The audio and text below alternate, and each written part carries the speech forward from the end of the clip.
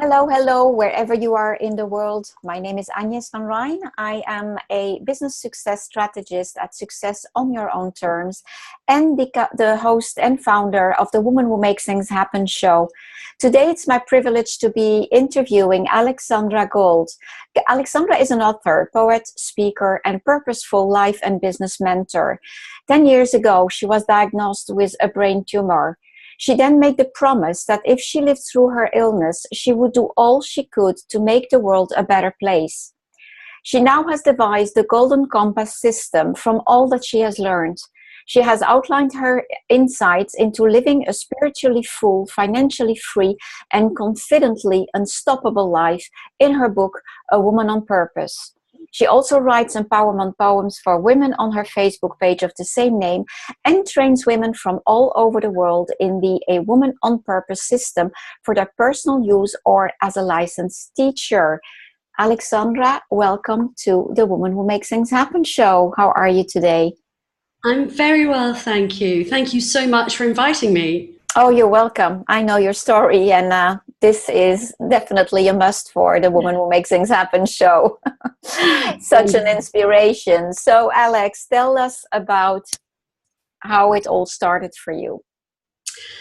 Well, looking back, and the gift of hindsight is a wonderful thing. My journey started when I was very young, and I was always one of these people that was able to create everything that I possibly wanted. I wanted to start empowerment at an early age, but I didn't recognize it at the time. And I always made my dreams come true. And then at one time or another, the switch flicked and I lost everything. I lost all of my courage, all of my determination, all of my power, all of my inspiration, and all of my joy. And this happened around the time when I was diagnosed with a brain tumor. It gradually happened just before that, but obviously there was something going on. And I'd given birth to my beautiful miracle boy, Eden, 18 months prior. And I woke up and I had a lump on my head. And I went to the doctors saying this is a bit sinister, and they said, no, it's just postnatal depression. And every time I went back, they say, Alex, you are just vain. You've got a lump on your head. It's nothing to worry about. Go away.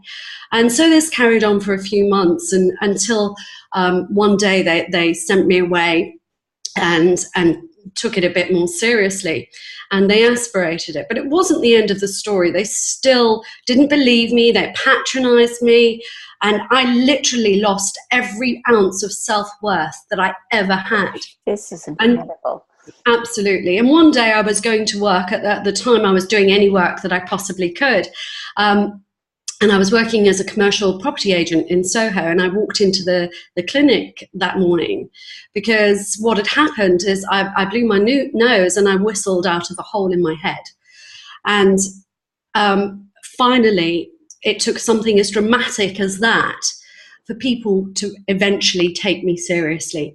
And then I was just a package. I was packaged off to a hospital. I was escorted by ambulance to the CT ward where they opened up especially for me, and they created plans around me, and all the doctors came and took photographs of my head, which was phenomenal.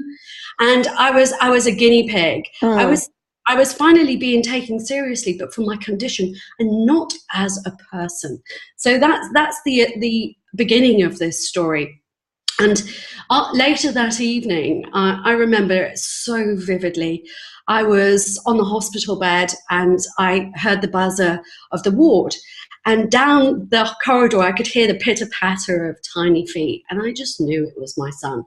And I opened my arms and I held him tightly, and I nearly crushed him. I held him so tightly, and I just held him. I felt his heartbeat. I smelt his baby smell, and just cuddled him for what felt like an age. And I spoke to my mum, who was behind him and had brought him in, and I said, they found a huge mass in my head and they're going to operate tomorrow. Wow. So later that evening, I went over to sit on the radiator after they'd left. And I remember looking up, the walls were murky yellow, the nurses' station, they were buzzing around my CT scan, and it all smelled antiseptic like. But I just looked up at the sky, and it was a really bright sky that night. I could see all the stars, and I just made a really huge, crucial decision and a promise. I made a promise to God, to the universe, to anybody that would listen, but basically to myself, that if I got through it, I would do everything that I could to make the world a better place. So that's how it started. And that is 10 years ago or so, right? It's just over 10 years ago now. My son's now 15. And here you are. And here I am. But Wow. It took years actually of recovery. I was disabled through a disease called osteomyelitis, which is disease of the bone, where my bone was literally being eaten away for about 8 of those years. So I was given the precious gift of time during that period. I was very poorly, so I thought about solutions, and I thought about how I wanted to live. And I knew that I wanted to create a better world for everybody, but for women to begin with, because I wanted to be seen, and I wanted to be heard, and I wanted to be taken seriously. And I went through all the stages of healing, the anger, the blame, the anxiety, the grief, the trauma, the whole lot. Yeah, but you're a human being after all. Absolutely, and I was determined to find a way. So for me, it was about creating solutions that would better the world.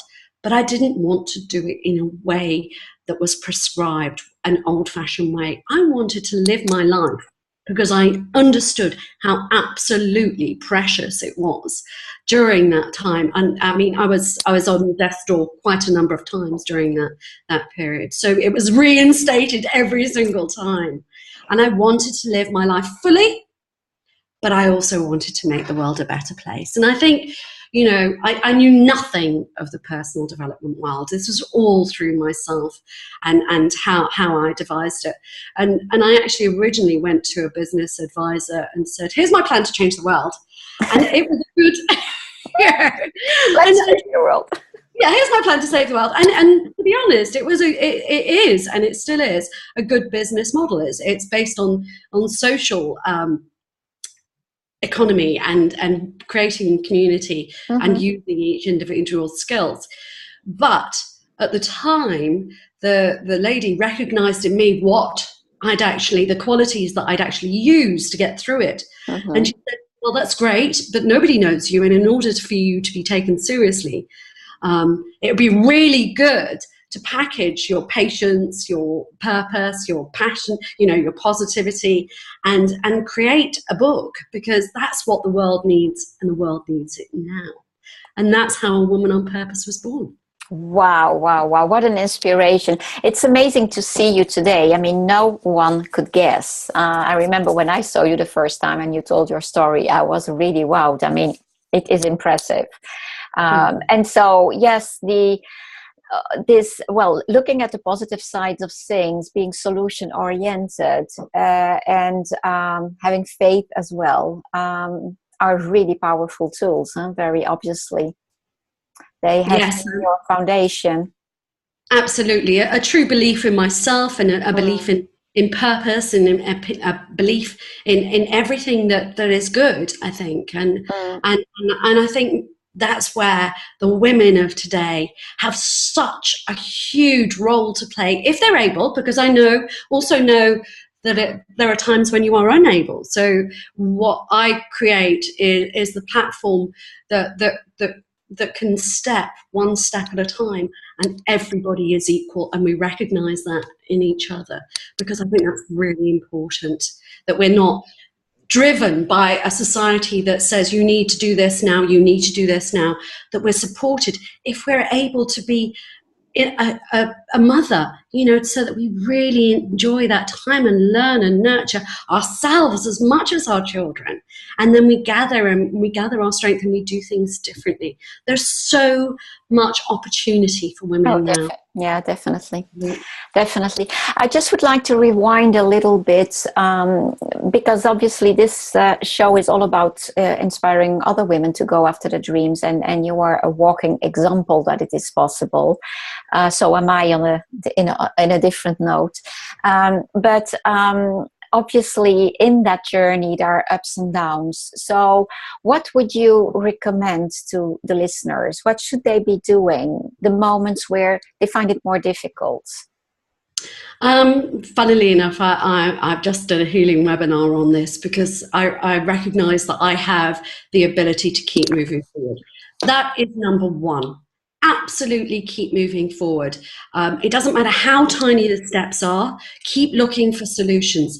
And in that, keeping looking for solutions, do the research. There is always a way. I don't take no for an answer. There is always a way. It doesn't matter Don't quit. how much money you have. You can find a way if you really want something. And that doesn't matter whether you want to heal, whether you want to empower, or you want to lead. The principles of mindset and belief and that positivity are imperative to move forward. So find what it is. Don't make excuses. Don't blame.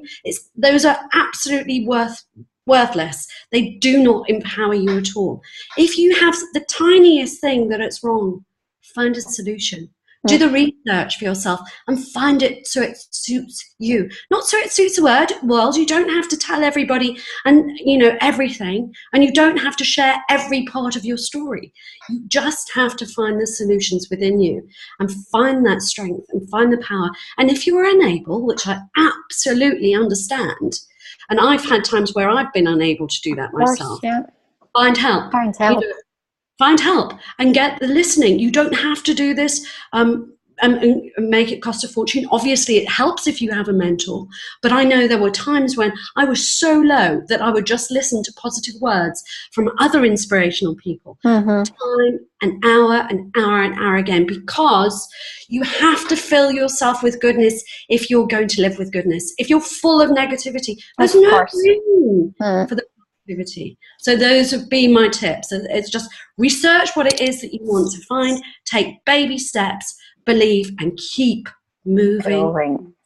Yeah, you're preaching to the converted. My life changed once I started realizing that. I've been for many years, I would say decades, in resistance. In fact, I was always blaming the others and circumstances until the day I suddenly realized, wait a moment, there is a pattern here. What if I had something to do with it? And that started shifting everything. And now I'm in the same place you are. Absolutely. Even if I work with my clients on the business side, we always work on the mindset first, because if you don't, there will be a boomerang effect one day or the other. It will hit you back, even if there is a temporary impression of success. Yeah.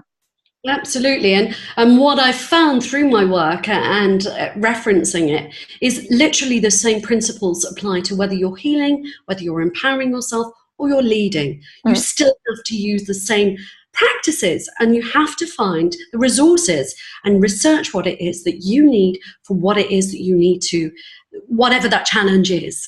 And that was such an inspiring. Your story is so inspiring, and it's wonderful to meet other women that are taking charge if they are able, because I think we have such a huge role to play. Absolutely.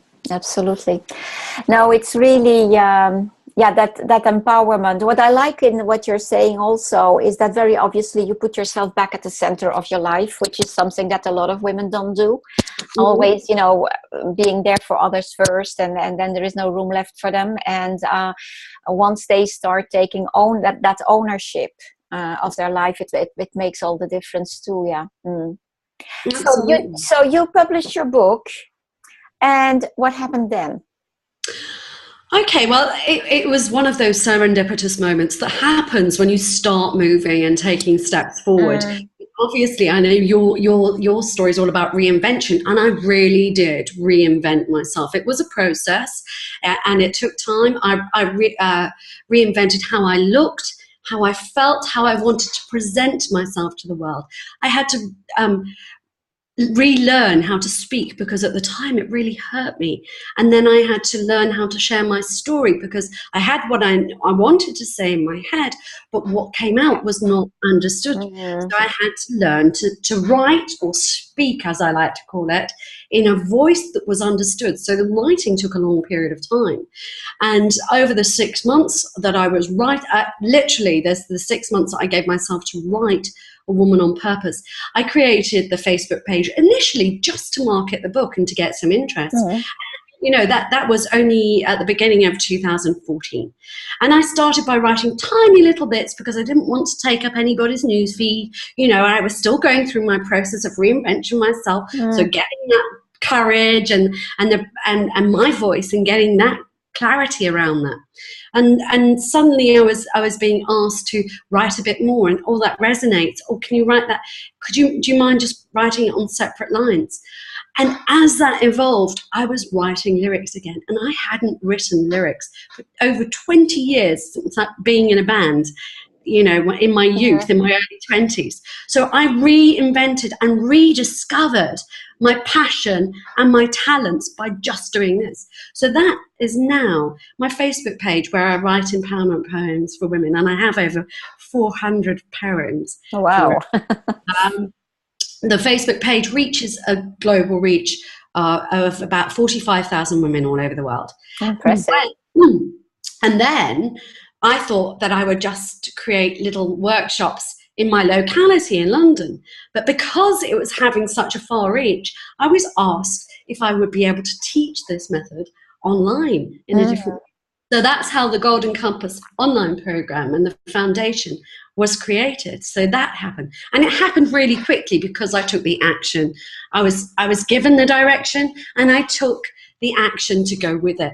I think that's the main thing. And it wasn't easy, you know, sitting there doing slides. It's not the most beautiful thing to do in the world, but I gave up my summer because this is such an important message for me, and I want to see the women changing the world.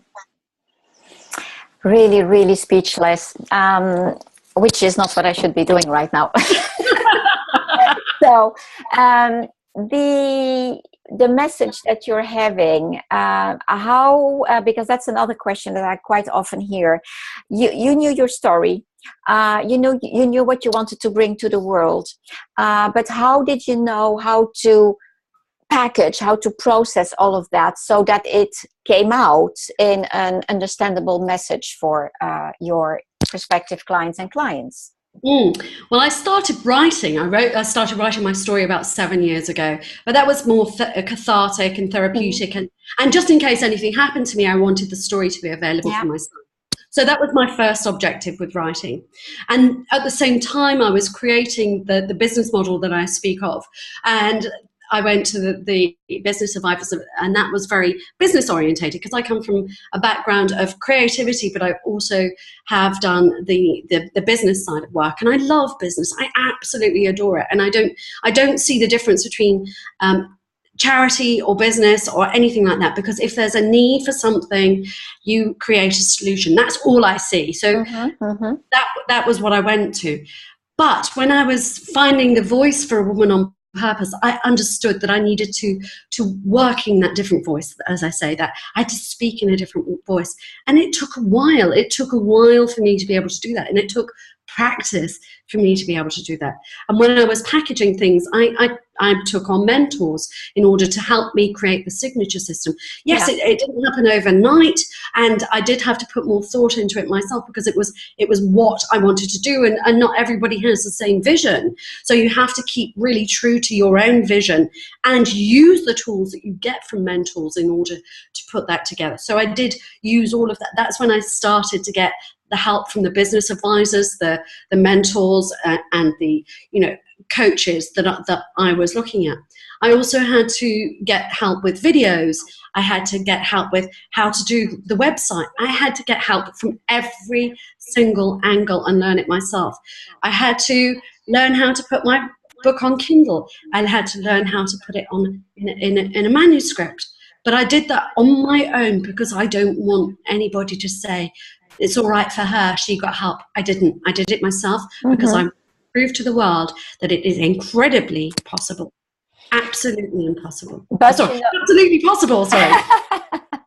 But you know where to seek for help when you need it, which is also a very important component. A lot of women tend to think that they show weak or not knowledgeable, etc., if they seek for help, and that is definitely also something that made a difference for me, having the support. Yeah. Mm-hmm. So Absolutely. finding support, no, asking for help, finding support, taking action. Absolutely. Just do it. Absolutely, and those are the 3 principles that I stick to. It takes a long time to simplify things, but the simpler you can do things, the better. And it really, really is that. It's those 3 principles of heal, empower, lead.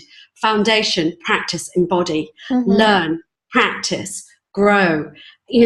They're just the same principles. It doesn't matter whether you have them when you're at rock bottom or whether you're a successful millionaire. The same principles apply. You have to learn that which you do not know, and the beauty of that, when you accept responsibility for yourself, and the beauty of that acceptance, and you understand that you will never ever know everything. It's like, well, life is always going to be a mystery. Exactly. It brings back the magic. It brings back that, oh, well, I'm never going to know everything, but what can I learn today? It brings that back into your life. I have that thrill also. That every single thing is learning. Even those interviews, I really do them because I enjoy doing them. For me, it's really fun. But I'm learning so much out of them as well. I mean, plus I'm meeting amazing women all over the world. So that's also something that is, really, really empowering. I love that. So one thing that I would like to maybe put an emphasis on is that for the listeners, when they see you like that energy, that passion, and you said it multiple times, it seems easy, but it's not easy. It's a journey, definitely a journey.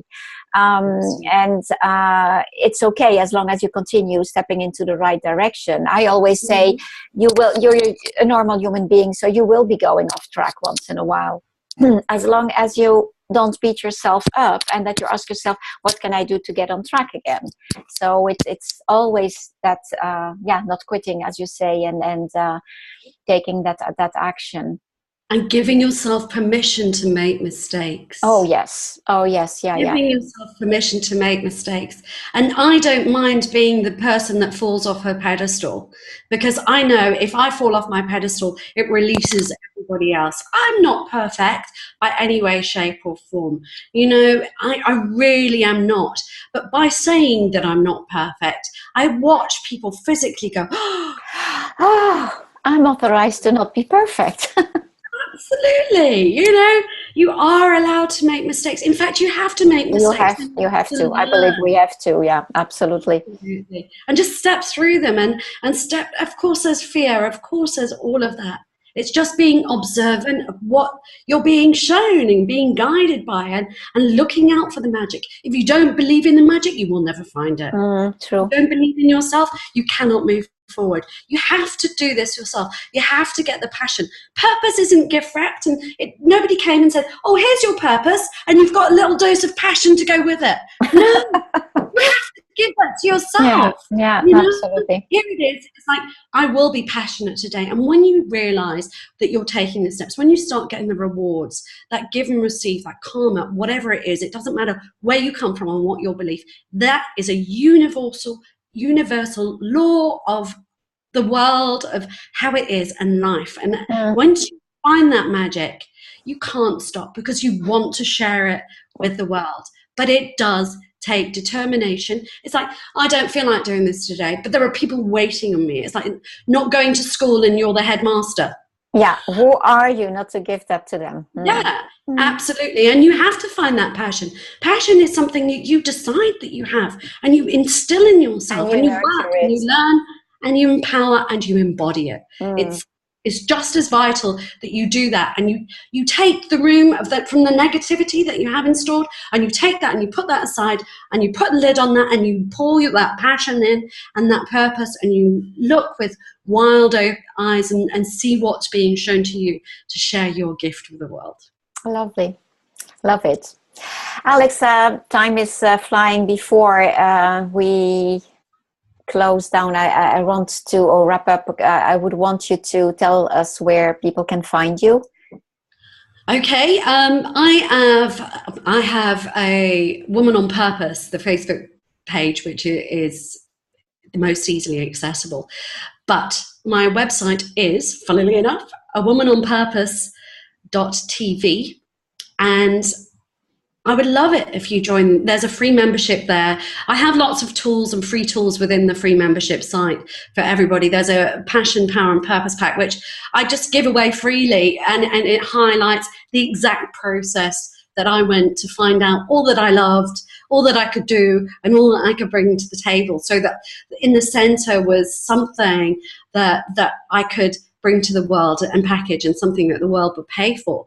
But also, and just another little tip there is, you've got to learn to let go of all that isn't relevant, and just be a little bit discerning with yourself. But yes, womanonpurpose.tv is my website, and you're welcome to join the free membership in there, where there's lots of discussions and things going on. Beautiful. So, oh, I was just thinking about something and it went, I forgot it. What was it? That didn't happen so far. Oh, yes. Do you have any plans to write a new book? I'm just completing one called The Practice of Healing, because I understand that although I've got an empowerment book, that some people do need the help.